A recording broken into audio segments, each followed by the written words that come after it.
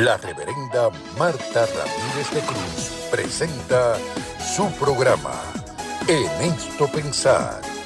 Porque todo lo que es verdadero, todo lo honesto, todo lo justo, todo lo puro, todo lo amable, todo lo que es de buen nombre, en esto pensar.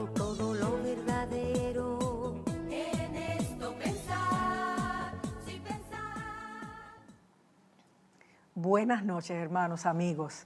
Les saludo como siempre en el nombre de nuestro Señor Jesucristo y en el mío propio. Y siempre digo que estoy contenta de estar con ustedes porque para mí es un gozo poder proclamar la palabra del Señor, llevar este mensaje de vida y de esperanza y de poderlo hacer no solamente a través de la cadena del milagro, sino a través de Radio Redentor como estamos haciéndolo en esta noche. Así que saludo a toda esa gente linda que nos sintoniza, que están ahí semana tras semana escuchando las maravillas de Dios en la vida de tanta gente que uno no se hubiera imaginado que pudieran haber sido transformados en las personas salvas y gozosas que han podido ser, aún viniendo a veces de trasfondos tan difíciles como muchos de nosotros hemos venido. Así que le damos gloria a Dios por que podemos celebrar el poder de Dios, el amor de Dios y la gracia de Dios manifestada en la vida nuestra y en la de cada testimonio que traemos en cada programa. Hoy, como siempre, tenemos un invitado especial y en esta ocasión está con nosotros el pastor Víctor Ramos, que es la persona que tenemos pastoreando la Iglesia Cristiana Discípulos de Cristo de Barrio Ortiz, Toalta, Puerto Rico. Él empezó como recurso allí, pero está hecho todo un ministro de Dios, edificando la obra, adelantando el reino de Dios en ese lugar, y estuve recientemente por allí y realmente nos gozamos. Qué bueno cuando uno llega a lugares donde Dios está, donde se siente, donde se le adora, donde el Espíritu se mueve y donde podemos recibir palabra poderosa, aleluya, que vivifique el alma.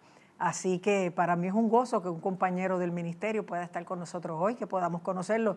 Yo lo vengo observando hace mucho tiempo, pero no es hasta que él me cuenta unas cuantas cosas acerca de su niñez que yo digo, la verdad es que Dios hace de tripas corazones. La verdad es que Dios pone tal obra y tal brillo en nuestra vida que nadie se puede imaginar lo opaco o lo pequeños que llegamos a Él y cómo la obra de Dios realmente es a través de nuestro testimonio que otros pueden reconocerla y pueden verla, pueden interpretar el amor de Dios, el poder de Dios, la esperanza que hay en Dios cuando uno se pone en sus manos. Así que yo quiero que conozcan a Víctor en este momento y que él mismo pues nos cuente cómo fue su vida, en qué tipo de hogar se crió y cómo finalmente llega al Señor y al ministerio. Vamos a conocerlo. Víctor, Dios te bendiga, bienvenido al programa. Dios te bendiga, Marta, qué placer estar aquí, que Dios bendiga también a toda la audiencia y esperamos que Dios nos use como Él quiera. Sí, no, Él ya hizo lo que hizo en tu vida y Claro tú lo que sí. vas es a compartirlo. Claro que sí. Y qué bueno que podamos, a veces la gente tiene unos comienzos gloriosos y unos finales desastrosos, Sí. pero en Cristo es al revés. Uno puede haber tenido un comienzo difícil, pero tener el final feliz no solamente de estar en sus manos, sino de saber que tiene vida eterna. Qué cosa más grande que esa. Cuéntanos, ¿cómo tú te criaste? ¿Cómo fue tu vida? ¿Cómo llegas a Cristo? Mi mamá se casó muy joven, a los Antes era así. 18 años, y se casó totalmente enamorada con el amor de su vida. Ajá. Víctor Ramos, yo me llamo igualito que él. Ajá. Un hombre buenísimo, Sí. hombre buenísimo, pero que en ese tiempo, estamos hablando del año 69, tuvo el privilegio de que trabajó en un área que mucha gente conoce aquí, cerca de Buchanan, que era una fábrica de botellas. Ajá. Ahí mi papá empieza a crecer y en ese año, 69 y 70, mi papá se ganaba semanal $350. Que eso era un montón de Que dinero. eso para esa hoy época. es un millonario Chacho, casi. sí. Pero sucede algo, como ese trabajo requería turnos rotativos, él hace unas amistades y para mantenerse despierto en esos turnos rotativos donde ya lo tenían casi de supervisor, comienza a usar sustancias controladas, unas pastillitas, unas cositas Sí. con amistades y se degeneró. terminó envuelto en vicio y de ese hombre amoroso se convierte en un hombre maltratante. Ay, qué pena, sí. Que llegaba a mi casa borracho o bajo los efectos de la droga, maltrataba a mi mamá, le daba unas pelas a muerte. Fueron muchas las veces donde yo tuve que presenciar eso, porque yo era el mayor, éramos 3 hermanos. Okay. Yo era el mayor, mami duró 9 años de casada. Pues yo era el mayorcito, mi hermana, a la que le llevo 2 años, y la más pequeña, que le llevo 4. Ah, varón, tú eres el único. El único varón, entonces me sentía con esa responsabilidad. Yo recuerdo a mi mamá en mi graduación de primer grado con esas gafas Polaroid gigantes. Ay, sí. Porque mi papá, con un yeso que tenía, le dio aquí, le dejó ese ojo, casi pierde el ojo. Mi mamá sufrió muchísimo y no se atrevía a divorciarse. Pero decide divorciarse cuando encuentra en mi casa cigarrillos de marihuana escondidos.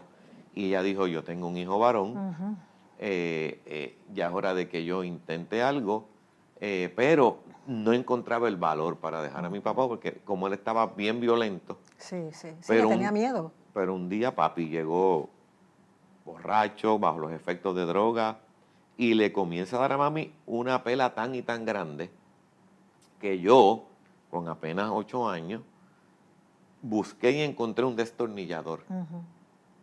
Y traté de atacar a mi papá aquí en uno de sus glúteos. Ahí cuando él sintió la punzada, me empujó. Y cuando mami vio eso, ella dijo, yo me tengo que divorciar porque si no, en 4 años, yo voy a vivir una tragedia familiar donde o el hijo mío mata a su papá o su papá lo mata a él porque se forma una... Cuando este muchacho eche cuerpo, si era de niño, ya intentó esto.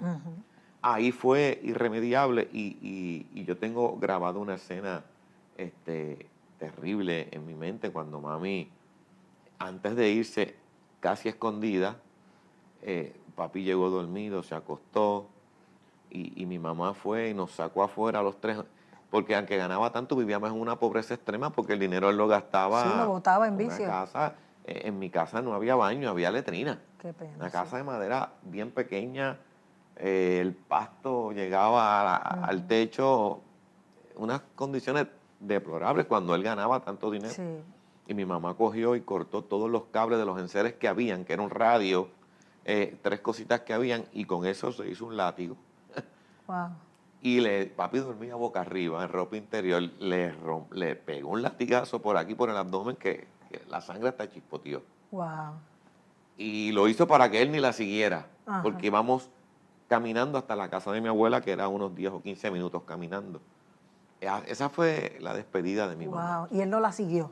No la siguió porque como lo lastimó tanto, pues ahí lamentablemente comenzamos a vivir solos, la policía lo sacó de la casa, pero en aquel tiempo era un desastre, no había eso de la ley, de la orden de protección.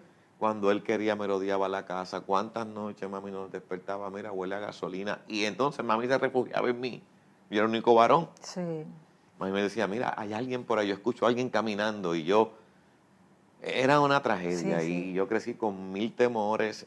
Yo tenía un futuro súper prometedor jugando pelota, porque desde niño a los 6 años empecé, pero me resultaba bien difícil porque mami tuvo que comenzar a trabajar. Entonces me tenía que dejar solito en el parque a mí, y yo en el parque allá, pasando hambre, necesidades. Yo recuerdo que siempre se jugaban 2 juegos los sábados, uno a las 9 y otro más tardecito. Pero después del primer juego había una pausa para que los papás le compraran a sus hijos pues comida, le daban algo de comer, porque era todo el día en el sol jugando. Y como yo tenía que ir solo, me daba tanta vergüenza porque yo no tenía nada que comer. Que yo entonces me iba al parque en Buenavista, que tenía una pared de cemento allá atrás. Y allí yo empezaba a tirar la bola en la pared y la recogía como que estuviese practicando, pero... Y a mí me daba gracia porque yo escuchaba a los papás peleando con sus hijos, diciéndole, mira, coge ejemplo. Mira, ese allá practica, por eso se va a llegar lejos. Tú aquí comiendo, mira, ese allá practicando, vete a practicar también. Y yo loco con cambiar de posición y comerme el sándwich que se estaba comiendo él. Pero yo por la vergüenza de que no tenía dinero, estaba solo, pues daba la impresión de que estaba practicando lo que quería practicar. Las ironías de la vida, ¿verdad? Como las apariencias engañan. Y así fui creciendo sin mi papá, sufriendo mucho con él. Y entonces mi papá no solo se divorció y marcó mi vida, siguió haciéndome la vida imposible, porque entonces mi papá tuvo un accidente en un viaje de drogas y alcohol, chocó con un muro, fue pérdida total el carro, pero mi papá no apareció. A los 3 días lo encontraron deambulando por Isla Verde, con un brazo roto, la nariz partida, como un zombie. Aparentemente el impacto, como estaban los efectos del alcohol y de la droga, pues lo alteró. De ahí en adelante la vida de mi papá cambió. De ahí, Teen Challenge, prisiones, tratamientos para esquizofrenia. Desarrolló una esquizofrenia que era algo terrible. Si él no tomaba medicamentos, se descomponía al punto de que comenzaba a cometer locura. Y o terminaba arrestado, o terminaba otra vez en Tinchá. Algo pasaba. Pero como vivía en el barrio, afectaba mi vida directamente. Mi papá llegaba a mi escuela cuando yo estaba en la intermedia y llegaba con una bolsa llena de ropa interior de dama. Ay, Dios mío. A regalarle a todas las jóvenes de la escuela. Eso es un chiste para los demás jóvenes, pero para el hijo del personaje, te podrás imaginar. O llegaba con un radio a la escuela y ahí empezaba a hacer un show de baile. Todo el mundo disfrutaba. Pero tú pasabas la vergüenza. Pero uno no sabía ni por dónde escapar. Me buscaba a la escuela, me decía, vamos a comprarte ropa, me llevaba a Santurce en guagua pública. Y cuando me medía yo 16 pantalones, no me pasó una vez con él. Fuimos allá a Santurce, yo creo que aquella era la esquina famosa, no sé cómo se llamaba aquella tienda. Cuando yo le digo, pues, quiero estos 3. Le dice al vendedor, pues aquí no está la venta del chavito. Le digo, no, esa venta es una vez al año, eso no está ahora mismo. No, pues fue una pelea que yo le dije, papi, vámonos, yo no me interesan los pantalones. Pero cuando salimos de allí eran casi las 5 de la tarde. Y yo estaba en Santurce y él me dice, vete tú en la guagua, que yo me quedo aquí. Me envía en Santurce solo. Yo estaba en escuela intermedia. Sí, tú no tenías edad yo para estar estaba solo. temblando. Me ayudó que cuando me monto en la guagua, veo un caballero que vive al lado de mi casa, David, que viajaba. Y yo abracé a David y le dije, ay, David, qué bueno que yo te encuentro, porque yo no sé ni dónde estoy. Papi, me dejo aquí. Y yo, tranquilo, si yo vivo al lado tuyo, tú vas conmigo hasta allá. Ay, qué bueno. Y ahí recibí alivio. Pues esa fue mi vida, fue marcada. Yo no quería casarme, yo no tenía planes de nada en la vida. Yo sentía que no tenía derecho a tener una familia porque yo viví un desastre. No, y no tenías fe en la familia. No tenía fe para nada. Yo no sabía del daño tan terrible hasta que yo me convierto al Evangelio. Comienzo a ir a una iglesia y conozco a esta mujer extraordinaria que todavía es mi esposa. ¿Pero a qué edad fue eso? Eso fue yo me convierto a los 19 años, después de una enfermedad cerebral que por poco me muero, que ese testimonio te lo contaré otro día. No, pero danos un chispito. Pues yo estaba en la Universidad de Puerto Rico estudiando y me acosté a dormir como siempre hacía, esperando una clase. Cuando despierto siento un dolor de cabeza inusual. Y yo digo, ¿será que como usé el maletín de almohada, pues... Sí, los muchachos se acuestan en los pasillos, en la universidad.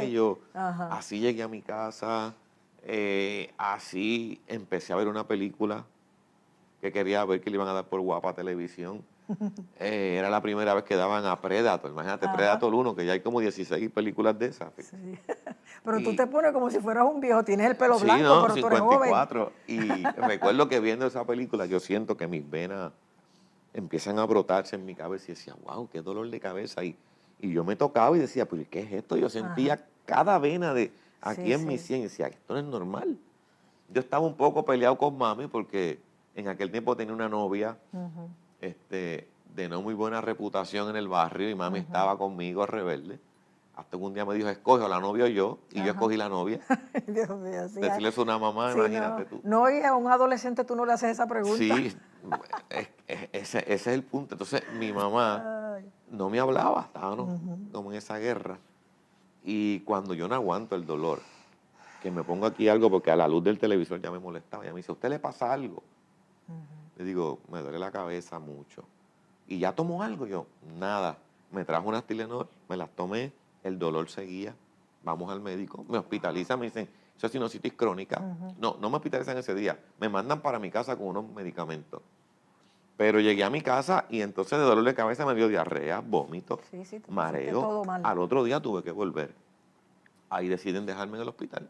Me dicen, vamos a dejarte porque esa sinusitis crónica, pero encontramos sangre en la orina también.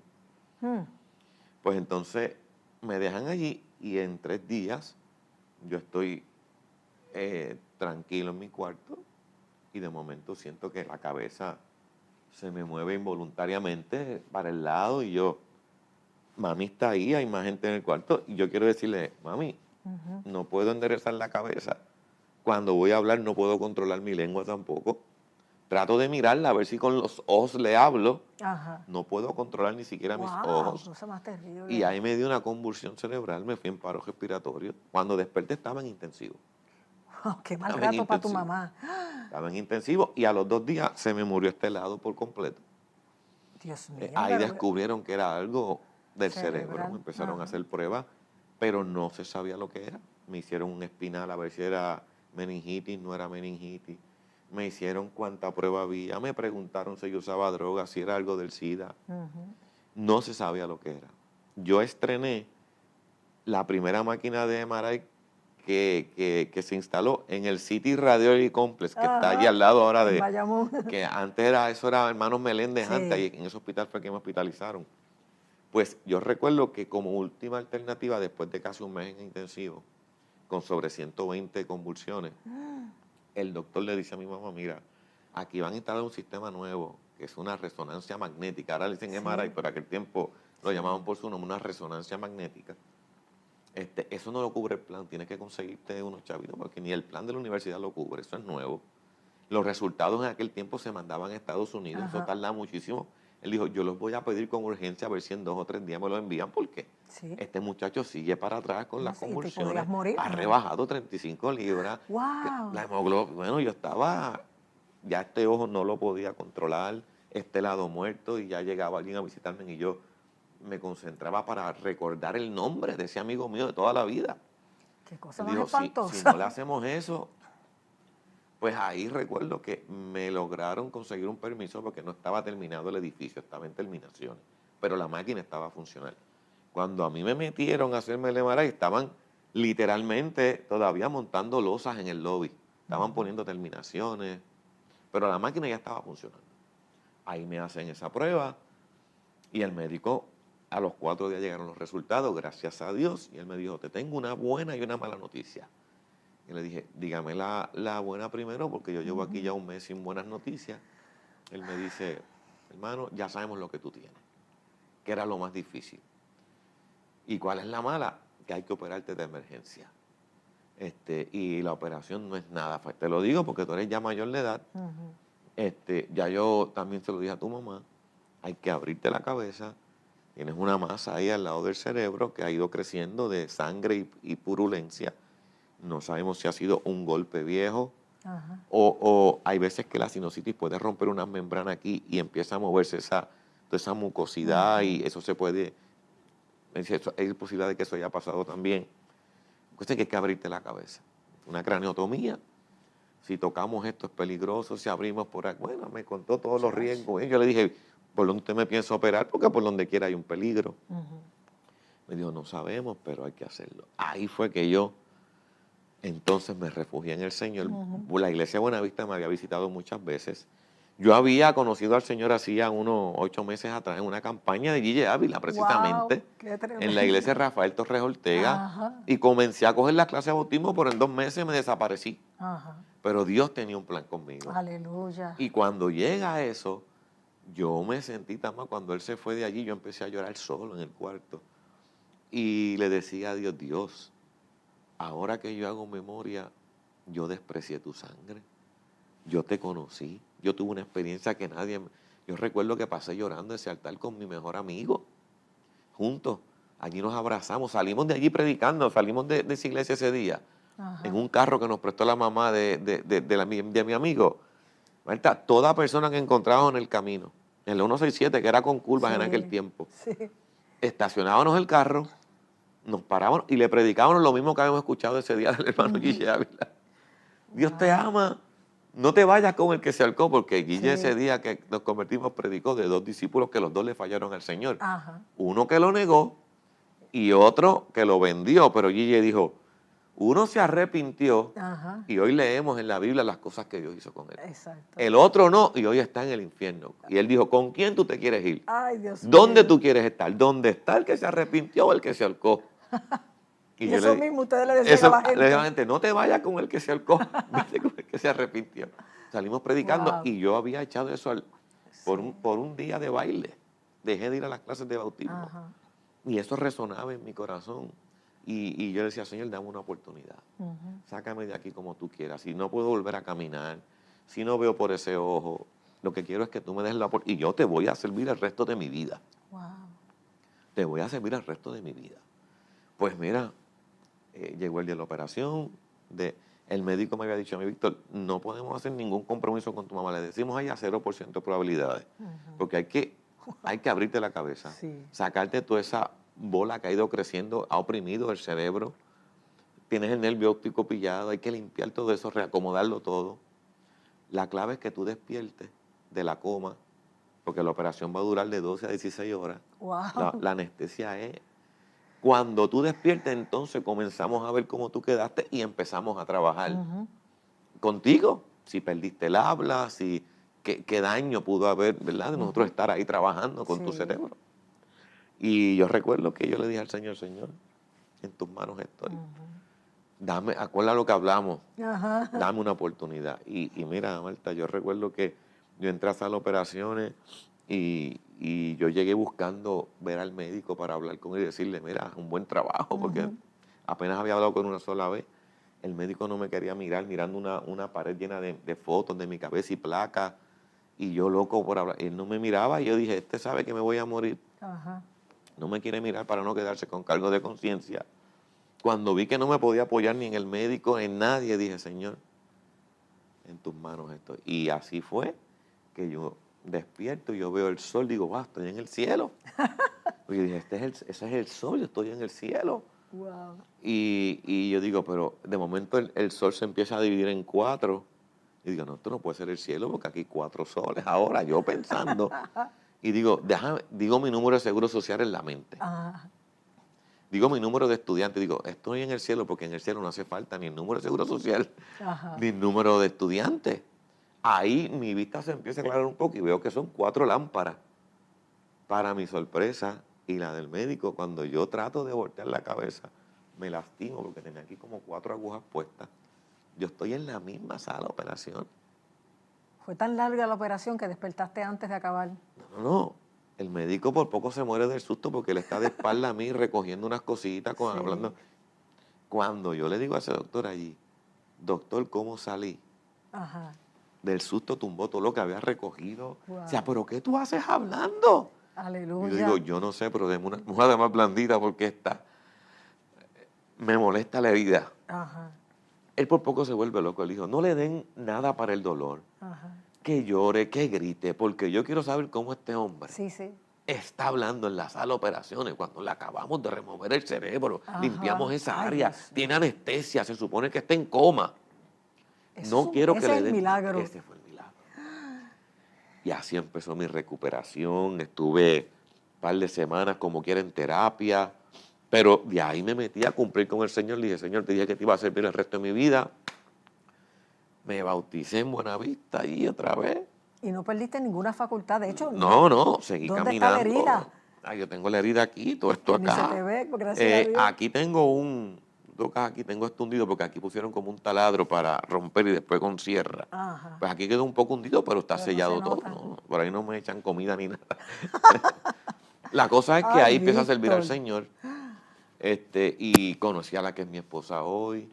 Y cuando yo decido casarme con ella, es que yo veo el daño que papi me había hecho. Ujú. Porque yo estaba sirviendo al Señor, mi relación con papi cambió mucho porque yo empecé a tratar de ayudarle, aunque tenía ese resentimiento por Sí. dentro. Pero Dios me llamaba a amarlo Ujú. y seguía bregando con él aún en sus locuras. Y yo recuerdo que cuando me iba a casar, a 2 semanas de la boda, yo me voy a bañar y yo digo, wow, me voy a casar. tener esposa, tal vez tenga hijos. Y cuando empiezo a buscar en mi cabeza qué es ser papá y qué es ser esposo, digo, yo lo que tengo son imágenes ¿Negativa? negativas. Y digo, pero es que yo no sé cómo ser papá, yo no tuve papá. Yo no sé ser esposo. Y yo ahí salgo llorando y digo, mami, no me voy a casar. Yo no voy a dañarle la vida. Y si yo termino como papi, y si yo soy maltratante como papi, papi no era así, mira cómo. Y si yo llevo algo, yo sentía que algo podía haber dentro de mí de él. Sí. Y decía, esa muchacha no se merece eso. Wow. Y yo por poco cancelé la boda. Si no fuera porque el Señor me dijo un día, he aquí, yo hago todas las cosas nuevas. Amén, aleluya. Si alguno está en Cristo, nueva criatura es. Cuando yo sentí que Dios me dijo que yo era de Él y que Él me había hecho nuevo, Ajá. yo dije, me voy a casar porque yo no soy el mismo de antes tampoco. Gloria a Dios. Me casé y seguí trabajando con mi papá, pero papi tenía sus crisis, volví, estaba hospitalizado, hasta que un día, estando en la iglesia de Buenavista, eso fue un sábado, él me invitó a comer arroz con chuleta. Arroz con chuleta, que él me iba a hacer. Yo fui a la casa para estar con él un ratito, pero unas chuletas horribles, el arroz malísimo, pero él estaba medio oído en ese momento. Ya estaba descomponiéndose, se ve que no estaba tomándose las pastillas, yo rápido lo percibía. No me quise ir de allá hasta que él se acostara a dormir, lo acosté con una camisilla, le puse un pantalón, y lo dejé durmiendo y me voy el domingo para la iglesia. Estando yo en el culto en Buenavista, predicando Michael Morales, yo estoy así mirando y yo siento, mi esposa me pone la mano aquí, pero no fue esa mano que ella siempre me ponía ahí de cariño, no, yo digo, ya me hace. Cuando yo miro para el pasillo central de la iglesia, entraba mi papá como un zombie, con la misma ropa que lo dejé acostado, todo despeinado, con un programa de jugar caballo en la mano, así mirándolo como un zombie por el mismo centro de la iglesia en medio de la predicación. ¿Y la gente sabía que era tu papá? Sí, porque bendito. Cuando yo lo veo, yo me paro, voy donde él al medio de la iglesia, ya está en la nave principal.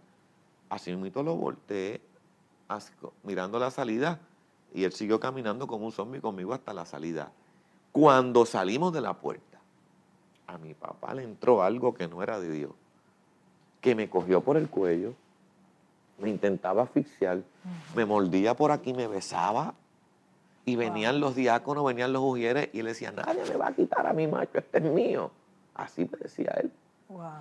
Yo haciendo fuerza lo logro entrar a un salón de escuela bíblica, y eso fue media hora de una lucha intensa. Entraba gente a orar, entraban hermanos a orar, y papi a pata limpia con todo el mundo. Todo el que se pegaba cogía un puño.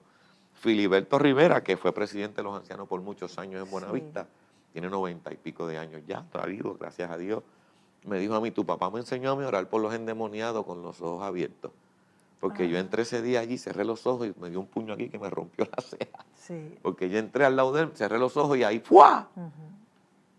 Bueno, lo logramos tranquilizar. Cuando yo me siento con él, él se sienta aquí. Se me queda dormido. Y yo llorando le digo, Señor, este hombre no ha tenido vida desde que se divorció. De los 27 años ha vivido un infierno. Yo no quiero volver a verlo así. Ya este es el colmo lo que ha pasado aquí hoy. Yo prefiero que tú te lo lleves. Arregla sus cosas y llévatelo. Al año, papi tenía 50 años, al año papi murió del corazón. Estable, hizo las paces con Dios y Dios me contestó. Sí, lo arregló y se lo llevó antes que se dañara. Yo hice las paces con él ahí, pero, yo sé que el daño que él me había hecho era para toda la vida. Y yo empiezo a seguir buscando del Señor. Yo tenía llamado pastoral desde hacía años, pero no había hecho gran cosa. Y recuerdo que en diciembre del 2015, yo saco siempre el 31 de diciembre un par de horas para orar, darle gracias a Dios. Después de las 4 de la tarde, que uno está en la espera de la noche, que ese tiempo es muerto, siempre pues saco la Biblia, oro, le digo al Señor lo que espero del nuevo año. Y recuerdo que le dije al Señor ese año, Señor, yo tengo 40 y pico de años, tú me dijiste que yo iba a ser pastor, mi esposa estaba ese día conmigo, tus palabras fueron, he puesto un cayado en tu mano porque vas a ser pastor de mis ovejas, me ungiste ese día. yo he seguido trabajando en la iglesia porque con Michael se trabajaba. Sí. Yo era director de programa de cuánta cosa con Michael allí. Le dije, hasta ahora no ha pasado nada. Y le dije, este es el último año que yo espero. Así le dije al Señor. Le dije, yo soy discípulo de Cristo. Yo no me veo siendo pastor de los discípulos de Cristo porque tú sabes que esto es un proceso. Sí. Los discípulos son con calma. Le dije, yo no veo cómo voy a ser pastor discípulo de Cristo. Si es en otro lado, tú me avisarás. Pero este año es lo último que yo voy a esperar. Si en este año no pasa nada, entonces se acabó. Entenderé que fue una indigestión de ese predicador, algo pasó, o tú cambias, o algún plan cambió. Pero yo no voy a seguir esperando. Pues mira, yo hablé eso con Dios en diciembre. En febrero, ya Michael no era pastor en Buenavista, era Joel González el nuevo. Sí. A Joel González lo llaman del nivel central, le dicen, mira, Barrio Ortiz está sin pastor, una iglesia de Buenavista, adóptenla y envíen un recurso para allá. Pues él, como no conocía a nadie, hace un sondeo en los ancianos y él me llama, Víctor, todos me dijeron que eras tú y tu esposa, porque tú tenías llamado hace tiempo. Wow. ¿Aceptas? Y yo le digo, Eso hace como 5 años, ¿verdad? eso hace 9 años. 9, qué montón. Él me dice, te vamos a enviar hay posibilidad de enviarte un, y no me dice qué iglesia es. No me dice qué iglesia es. ¿Tú aceptas? Y digo, claro que acepto. ¿No lo vas a pensar? No, porque yo estaba orando por eso en diciembre. Y esto es Dios, porque yo le dije, este año se acabó. ¿Este año o pienso que no hay llamado? O pienso que no hay llamado. Ajá. No tengo nada que pensar. ¿Dónde es? Barrio Ortiz. Dije, párate un momentito. Barrio Hasta Ortiz. ahí llegamos. No puede ser Barrio Ortiz porque yo no piso Barrio Ortiz. Yo odio Barrio Ortiz. Barrio Ortiz. Pues si es Barrio Ortiz, Barrio Ortiz es. ¿Por qué yo odiaba Barrio Ortiz? Porque en una de esas experiencias con mi papá, cuando yo tenía 11 para 12 años, un día llegó la policía a mi casa y me dice, tocan a la puerta, doña Blanca, mami sale, si usted es la mamá de Víctor Ramos y de este que está aquí, pero no del papá, porque él decía, él se quedó enamorado de mami eternamente y decía que mami era su mamá. Cada vez que le daba esa crisis, mami era hasta su mamá. Y no, es que mi ex tiene problemas, pues necesitamos que usted venga con nosotros. Ese hombre tuvo una pelea en una barra con un individuo, lo dejó malherido. Llegaron 2 policías, también los dejó malheridos. Llegaron refuerzos, lo tenemos ya acorralado, se refugió en una casa que está en construcción. Usted es el último recurso. Si usted no lo saca de allí sale muerto. Porque están esos policías allí. Venimos a buscarla para que usted vaya con nosotros, a ver si usted lo convence que se entregue. Ese hijo de él, sí, pues tráigaselo. Ay, Dios mío. Y la policía me lleva allí y me dicen que vaya y le diga a mi papá que salga. Que se salga porque si no lo van a matar. La policía me pide a mí que yo haga eso. Wow. Que hasta mi vida corría peligro. Sí, sí. Un disparo, pero cosas que pasan. La cosa es que yo sí entro a esa casa en construcción, estaba en bloque, y me encuentro a papi ahí y le digo, papi, que dice la policía que salga, porque si no, cuando le voy a decir te van a matar, yo empiezo a llorar desconsoladamente, al punto que mi propio papá me ve, se compadece y me dice, pues está bien, nene, yo voy contigo. Tú sabes todo lo que tú habías aguantado y eras un preadolescente, 11 años. Yo rompí a llorar, yo no me salía, te van a matar, porque con defectos o virtudes era mi papá. Y yo no quería ver a mi papá muerto. La cosa es que él se entregó. Pero desde ese día yo dije, jamás, para mí ese lugar quedó maldito. Porque fue la experiencia más traumática de mi vida, la viví yo allí. Sí. Y dije, yo no vuelvo a este lugar. Yo crecí y yo jugaba baloncesto en todas las canchas de Bayamón, pero yo no entraba a Barrio Ortiz, que es Toalta, pero casi Bayamón. Sí, sí, está en la colindancia. Yo no quería saber de esa entrada para allá, la 827, para mí era el infierno. Cuando me llama el pastor Joel González y me dice, tenemos una obra para ti, es en Barrio Ortiz. Yo el primer día que llegué, me encontré un anciano y le digo, mira Sergio, yo vengo para acá a pastorear el domingo, yo empiezo aquí. Yo fui lunes. Pero yo tengo algo en el corazón porque yo detesto este lugar, yo no quería saber de todo esto aquí. Yo necesito que tú me digas dónde queda, que había una barra. Que yo recuerdo que yo vine de niño a rescatar a mi papá ¿dónde está ese sitio para yo llegar y darle 4 patadas al edificio o allí orar? Yo necesito sacarme esto del corazón porque yo no puedo venir con este rencor en mi corazón contra esto. Y yo siento que ese edificio fue el culpable. Porque allí fue que papi le dio una pela a aquel hombre, mató casi 2 policías. Y Sergio me mira y me dice, pastor, pero si usted está en la barra, esta es la barra de la que usted habla, es que la iglesia compró este local. Ay, Dios mío. Y ahora esta es la iglesia. Y yo empecé a llorar. O sea, ¿pero qué le pasa? Yo, no, muchacho. Se convirtió de una guarida del infierno en un templo del Dios Santo. Siento que Dios me habla al corazón y me dice, hace tiempo viniste a salvar un hombre. Ahora te traigo a salvar esta comunidad. Ay, santo, aleluya. No, esto parece de... Yo dije, Dios, yo no tengo duda que tú me traiste aquí. Yo llegué allí con gozo y todavía estoy con mucho gozo allí. No sé si vaya a estar toda la vida allí. Pero sé que para ese momento Dios me llevó y descubrí que cuando Dios se empecina en usar a uno, no importa los tropiezos, las experiencias del pasado, el plan de Dios siempre se va a abrir camino porque el amor de Dios es tan grande. Y desde que yo estoy allí, yo he visto a Dios obrando, me siento a gusto. No, y lo linda que está la obra, que se ve. Sí, porque cuando Dios está, las cosas funcionan. Pero entendí y desde ese día comencé el proceso para la pastoral. Me tomó 4 años, pero comencé a hacer todo el proceso como lo exige nuestra denominación, porque Dios afirmó en mi corazón que Él me había llevado allí. No, yo no llegué allí porque Joel me escogió, no, es que Dios necesitaba que yo estuviese allí. Cuando yo llegué allí y recibo la noticia de que yo estaba en el edificio que fue esa barra, donde mi papá por poco mata a 3 hombres, donde yo tuve esa experiencia traumática, que yo no quería saber de aquello allí. Es que yo dije, Dios, tú eres maravilloso, tú eres maravilloso. Y Él te llevó a trabajar con esa comunidad, pero también a trabajar con tu experiencia, con tu dolor, con tu trauma, porque eso tiene que haber dejado un trauma. Ese día yo quedé libre.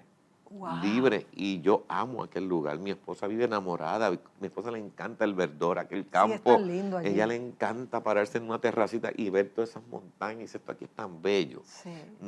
Le encanta ver el patio de la iglesia cortado porque es una cosa preciosa. Sí. Y pensar que yo no quería saber de aquello allí. Pero tanto transformó Dios aquel edificio como tu corazón, tu vida, sí. porque jamás, las veces que yo te vi y hablé contigo, me imaginaba que tú tenías un pasado como ese. Yo te lo he resumido lo más que he podido, Padre porque Santo. las experiencias son innumerables. Traumáticos totalmente. Y yo soy uno de los hombres más felices del mundo. Aleluya. ¿Pudiste tener hijos después? Tengo una hija preciosa, mi esposa, ahora en marzo cumplimos 31 años de casado. Nuestra hija preciosa trabaja con nosotros en la iglesia, canta en la iglesia, ya se graduó de universidad, trabaja. Dios me dio la habilidad también de tener familia, que yo pensaba que no tenía ni la capacidad de ser ni esposo ni papá. Esposo y papá. Dios lo hace todo bien. Y de hecho, cuando a mí me operan de la cabeza, yo quedé confinado de por vida a unas pastillas para estabilizar, ¿verdad? Para evitar las convulsiones, porque me dieron sobre 120. El médico me dijo, mira, Víctor, lo único es que vas a depender de esta pastilla de por vida, que era litio o algo así. Me dijo, te las tienes que tomar de por vida por las convulsiones. Y ya empecé a tomármela, pero yo estaba enamorado de Dios. Dios me dio una segunda oportunidad de vida. Empecé a cuanto culto había en la iglesia de oración. Y un día en un culto de oración yo paso al frente y una de esas viejitas del Señor, que Dios las tomaba en el espíritu y los moños volaban, va danzando donde mí. Bueno, me tocó de la cabeza hasta los pies. Me dijo, mira, mi siervo, tú eres obra mía. Aleluya. Y lo que yo hago, yo lo hago bien. Aleluya. Llegué a casa y dije, mami, ¿dónde están las pastillas? Ahí encima de la nevera. ¿Te las vas a tomar? No, dame el pote. Y salí detrás de mi casa, que había una joya, un risco, y por ahí tiré el pote de pastillas hace ya 30 y pico de años y no tomé más las pastillas. Dije, Señor, tú lo hiciste. Tú me dijiste hoy que yo era hechura tuya. Aleluya. Y que lo que tú haces, lo haces bien. Pues yo no necesito estas pastillas. Ay, santo. Nunca más sufrir convulsiones. Nada. Gracias a ese Dios bueno que siempre, siempre llega cuando más uno lo necesita. Y que no tengas ni rastro. Nada, gracias al Señor. Ni físico ni emocional, porque habrás pasado todo eso, pero la forma en que tú te proyectas, que tú hablas, Sí. O sea, no suena a una persona enferma ni amargada. Dios lo hace bien. Dios lo hace bien. Wow. Y ese es el mensaje para la gente que ve este programa. Sí. Oye, yo le digo a la gente, cuando yo voy a predicar mucho a las campañas de la familia con este mensaje, Sí. y les digo a la gente, es que nadie tiene el derecho a hacer de ti un infeliz. Tú no puedes dejar de ser feliz porque alguien marcó tu vida en el pasado cuando Dios te ofrece una vida nueva, Amén, una nueva aleluya. oportunidad. Entonces hay gente viviendo amargada por algo que le hicieron, Sí. por un padre que le tronchó la vida, una mamá que le tronchó la vida, y no es justo. Y Dios, que es tan bueno, lo que nos ofrece es eso. Yo te hago nuevo. Amén. Yo hago todas las cosas nuevas. ¿Por qué tú no puedes ser feliz si yo tengo una vida nueva para ti? Ajá. Eso fue lo que Dios me enseñó a mí. Que no es justo, Dios no va a dejar que tú vivas amargado y que no puedas hacer feliz a tus hijos ni a tu esposa porque estés viviendo con marcas del pasado. Eso no es de Dios. Si Dios lo que hace, lo hace bien. Aleluya. Hace todas las cosas nuevas. Todos tenemos la oportunidad de ser felices cuando Cristo entra al corazón. Sí.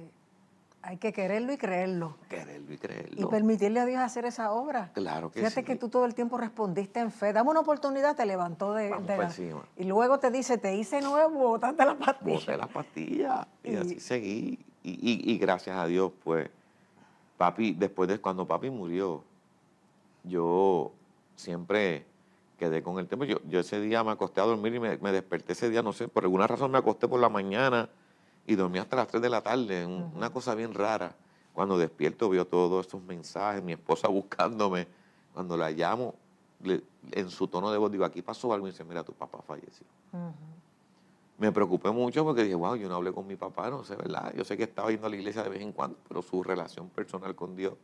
Pero recuerdo que llegué con mi pastor, con Miguel Antonio Morales, y cuando Michael entró al cuarto, que él entró solo primero, empezó a hablar en lengua. Cuando se me dice, Víctor, Dios está aquí. Tu papá se fue con el Señor, que era mi Aleluya. preocupación. Sí. Y lo más increíble, papi era el loquito del barrio. Todo el mundo lo conocía así. Papi tuvo, yo no he visto un funeral más lindo que el de papi. Wow. Porque ese día, por primera vez ese domingo que anunció Michael que mi papá había fallecido, por primera vez tocaba en Buenavista, un hombre que lo hemos visto una sola vez en Buenavista, y para traerlo hubo que esperarlo casi un año, que era un hombre que tocaba arpa, que era creo que chileno, no sé de dónde era él, que tocaba himnos con el arpa. Bueno, esa iglesia, ese día que él tocaba ahí no cabía un alma, porque era por primera vez alguien tocando arpa. Cuando Michael anuncia del fallecimiento de mi papá, de que vamos a ir a acompañar al hermano Víctor Ramos a la funeraria, ese hombre dice, yo siento que yo debo tocar en ese funeral. Wow. Exclusivo. Exclusivo. Cuando ese hombre en la funeraria viene, comienza a tocar ese arpa. Miguel Antonio Michael me decía, Víctor, yo nunca he visto, qué cosa más, este que llegó último, este que nadie, no he visto ancianos, expastores, ninguno yo he visto un funeral con arpa y una música tan bella. Sí. Para que Pasó tú veas como el las ladrón cosas, que murió junto para a que tú Jesús. veas cómo Dios hace Llegó las último, cosas. pero... Tu papá ha tenido el velorio más lindo que yo he visto en mi vida, con esta música del cielo. Así fue el funeral de mi papá. Wow. Dios me regaló eso y estoy agradecido del Señor. Le he dicho al Señor, dame vida, dame salud, que yo voy a desgastarme para ti. Amén. Porque hay tanto agradecimiento en el corazón que no me faltan los días para poder decirle a la gente, tú lo que necesitas es a Cristo. Aleluya. Dios cambia la vida. Y en una prédica que yo uso mucho, que basada en este testimonio, se llama El Evangelio es para los colgados. Y hay veces que uno se cuelga Sí. en la escuela porque uno no estudió por cabezón, Ajá. pero hay veces que en la vida gente te cuelga. Mi papá me colgó a mí para ser feliz. Sí. No me dio la oportunidad. Intentó de todas formas que yo fracasara. El ejemplo, los maltratos, la vida que me dio. Pero llegó Cristo. Aleluya. Y yo cuando me cuelgo en la high, no puedo cambiar la nota. Pero las colgadas en la vida, con Cristo Dios puede cambiar esa nota. Amén, aleluya. Sí, sí, sí. Wow, Dios qué es bueno. brutal. Dios es bueno. Así es que, Sí. que Dios nos ayude a seguir predicando este evangelio de nuevas oportunidades. Amén. Wow, Víctor. Le doy tanta gloria a Dios por Gloria tu a vida Dios, y por ahora conocer en detalle lo lindo que Dios ha trabajado contigo y tan contento que siempre tú te ves. Siempre, siempre. Yo soy el que animo la fiesta en Buenavista, en los Ágapes, donde quiera que voy, ¿qué hay que hacer? Vamos a hacerlo. Sí, es que Dios aleluya. me hizo nuevo. Dios me Sí, hizo sí. nuevo y perdoné a mi papá. Dios me sanó. Soy feliz, soy feliz. Aleluya.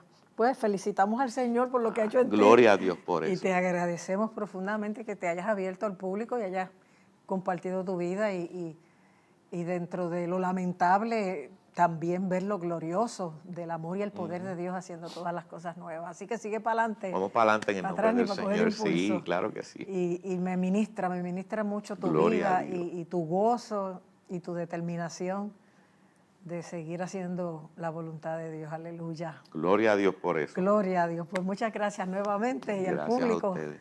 Les invitamos a reflexionar sobre todo esto que hemos escuchado mientras escuchamos este cántico especial y luego continuamos con el mensaje. Adelante. Un abismo entre nosotros, cuán alto monte escalar, con desespero miré al cielo y en la noche te hice llamar. Allá en lo oscuro tu amor profundo cruzó la sombra y me alcanzó. Ya es consumado y el fin escrito, mi esperanza está en Jesús. Lo creemos, Señor. ¿Quién imagina que era tan grande, tan plena gracia al corazón?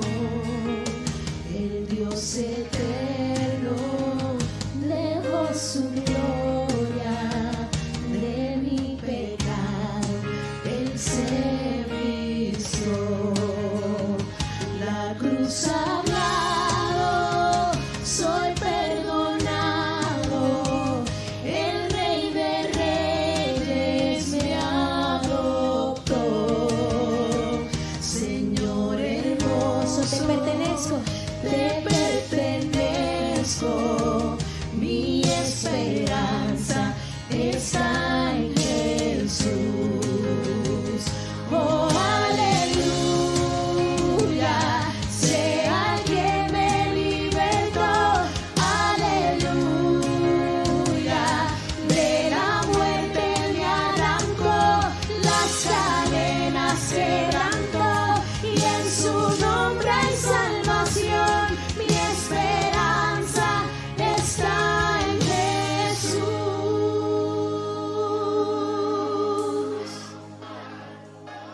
Tus promesas fueron selladas cuando tu cuerpo resucitó. Desde el silencio tu gran rugido quebró el poder de la muerte en mí. Aleluya, lo creemos, Señor. Y tus promesas fueron selladas cuando tu cuerpo resucitó. Desde el silencio tu gran rugido quebró el poder de la muerte en mí. Oh, la victoria está en ti.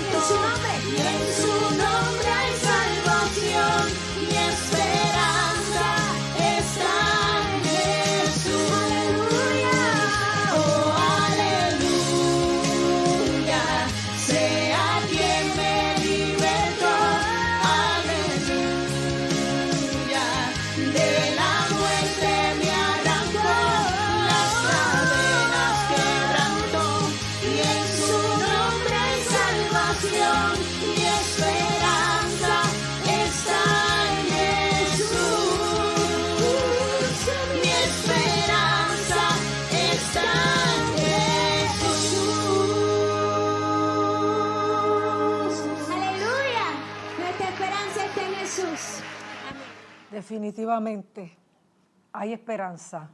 Hay esperanza, no importa tu situación, tu condición, hay esperanza. Ese himno lo estaba cantando la hermana Daneisa Claudio, miembro junto a toda su familia de nuestra iglesia Discípulos de Cristo en Vega Alta. Ella nació en la iglesia y allí se crió y allí comenzó su ministerio musical, se casó y ahora vive en Texas. Vino de visita de sorpresa acá a Puerto Rico y nos regaló ese himno el mes pasado en esa visita, y yo quise tomarlo de la grabación del culto para que ustedes también lo disfrutaran. Y qué momento tan oportuno como este, cantar Mi esperanza está en Jesús. Aunque creas que no hay posibilidades de restauración, de cambio, de nueva vida, en Cristo siempre la hay. Y yo que lo sé y que lo predico y que lo he visto tanto, me he quedado sorprendida, maravillada, porque veo la vida de Víctor, de este pastor, un hombre tan alegre, tan servicial, tan consagrado, tan comprometido, tan todo, y que haya tenido una vida como esa. Es una demostración del amor y el poder de Dios y una actualización de la vida del endemoniado gadareno que aparece en los evangelios. Yo lo estaba mirando mientras se cantaba el himno en Marcos 5. Te voy a leer rápido algo que Jesús hizo y que nos demuestra que Él, como dice la palabra, es el mismo ayer, hoy y por los siglos, y que lo que hizo entonces lo sigue haciendo ahora, por lo que acabamos de escuchar del testimonio de Víctor. Rapidito, dice que Jesús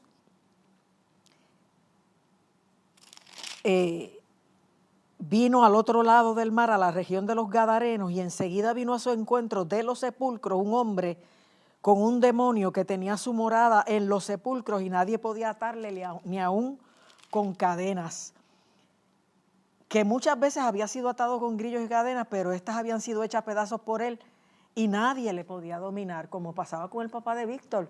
Esta gente que está endemoniada desarrolla una fuerza tremenda porque es la fuerza espiritual del que lo posee. Y dice que siempre andaba de día y de noche, andaba desnudo dando voces en los montes y en los sepulcros e hiriéndose con piedras, porque son gente que se hacen daño a otros, pero se hacen daño ellos también. Y cuando vio a Jesús de lejos, corrió y se arrodilló ante él y le dijo: ¿qué tienes conmigo, Jesús, Hijo del Dios Altísimo? ¿Sabe? El demonio conoció a Jesús y corrió hacia él y se arrodilló.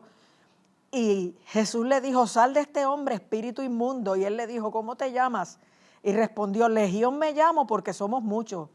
Una legión romana correspondía de 4 a 6 mil soldados. Mira cuán lleno de demonios estaba ese hombre. Y le rogaba mucho que lo enviase fuera de aquella región, y Jesús lo envió a un hato de cerdo que se precipitó en el mar y dejó libre a aquel hombre. Dice que vienen a Jesús y ven al que había sido atormentado del demonio, que había tenido la legión, sentado, vestido y en su juicio cabal, y tuvieron mucho miedo.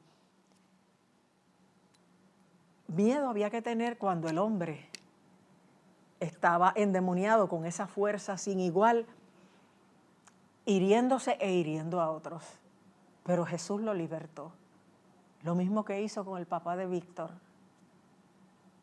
Un hombre dominado por los vicios, por los demonios, por la esquizofrenia, por la violencia. Y Dios lo liberta. Lo lleva a sano juicio, lo lleva a conocer a Cristo y conforme a la petición de su hijo se lo lleva a los 50 años, a la edad que tiene Víctor ahora, para que pueda estar eternamente con el Señor. De modo que la voluntad de Dios no es que, Juan lo dice, el Evangelio según San Juan, Dios no quiere que ninguno se pierda, sino que todos procedan al arrepentimiento.